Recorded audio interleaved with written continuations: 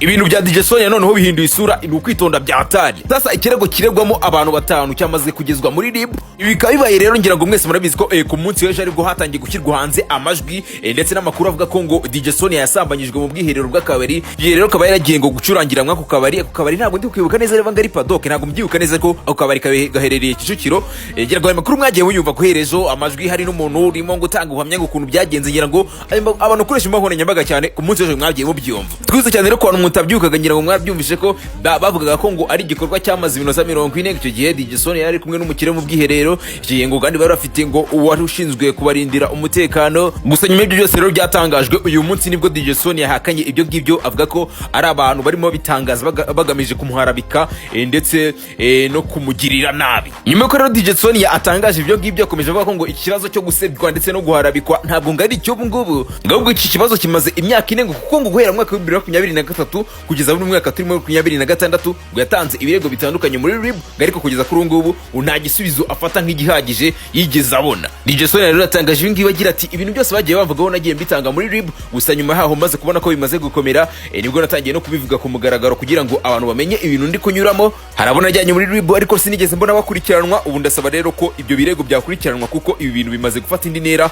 kugeza naho bakiraho nibikangisho. Kuva mu mwaka wa 2023, 2024, 2025 ndetse na 2026 ntabwo abantu bari babizi, ariko narabikoraga. Nagiye muri RIB natanze ibirego bigera kuri 3. Niyo mpamvu rero ahangaha mvuze ngo ndambiye gukomeza kubikora mu bwiru. Niyo mpamvu rero mvuze ngo reka nze mbikire ahagaragara mu bibone, mwumve ko hari ikintu nakoraga nubwo nta kintu cyavuyemo, ariko abantu ni benshi, n'abantu barenga 5. DJ Sonia kandi mu isaha imwe ishize amaze gutangaza ko amaze imyaka irenga 3 yiruka ku butabera ariko ntabwe. Yanatangaje ko kandi guhera mu kwezi kwa 7 mu mwaka wa 2023 yagiye atanga ibirego muri RIB asaba ubutabera kubera ko hari agatsiko ngo k'abantu bamutoteza bakamuharabika bakamutesha agaciro bakamuhimbira inkuru zitandukanye bagamije kumwangisha abantu. Gusa nyuma yo gutanga ibyo birego bye yagiye hamagazwa n'abakozi ba RIB agatanga statement ariko aho kugira ngo abo bakozi bamufashe ngo bagiye babibwira abo ngabo yareze, ahubwo bagakomeza kumutoteza. Abonye ko rero ngo ibintu bikomeje kubitsazi yaje kwitabaza Minister Utuma Twishima Abdallah, kuko ngo byari bigeze noneho naho babantu ngo bari bakomeje ako gatsiko gakomeje kumwangisha abantu,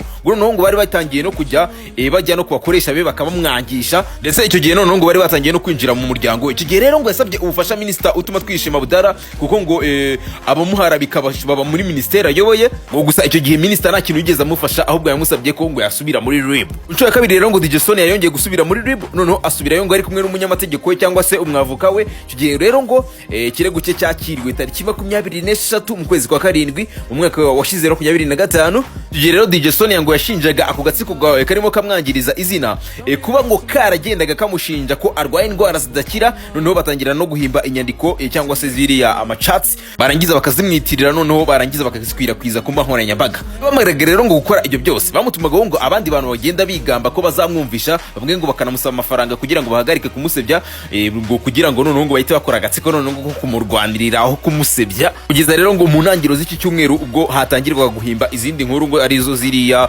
zo ko yarasambanyirijwe muri toilette ndetse bafite n'umubonza ngo ubarinze. Nyuma y'izo nkuru rero ngo DJ Sonia yagerageje guhamagara umuvugizi wa RIB Dr Murangira Bitseri kugira ngo babashe kuba bavugana kuri telefone, ariko ntiyabasha kumubona. Afata umwanzuro kujya kuri ofisi kuko yifuzaga kubonana nawe cyangwa se umuyobozi mukuru wa RIB ngo ababaze impamvu ibirego bye bititabwaho cyangwa se babone icwa rubozo akorerwa. Ngize rero ngo bamubwiye ko badashobora kuba babonana. Ubwo umuvugizi wa RIB Dr Murangira Bitseri cyangwa se umukuru wa RIB bamubwiye ko rero ngo bidashoboka ko babonana kuko ngo nta appointment bigeze bamuha. DJ Sonia rero ngo asabye ko yayihabwa, ngo bamubwiye ko yagenda akongera kuza guhamagara. Ubu sasa rero ikintu DJ Sonia ngo arimo aribaza ati ategereze, yicare ategereze ko azahabwa appointment. Gakomeza ashidikanya rero avuga ngo noneho kugeza kuri ngo yatangiye kohererezwa amajwi abwirwa ko niyongera kujya ku kazi noneho aragirirwa nabi.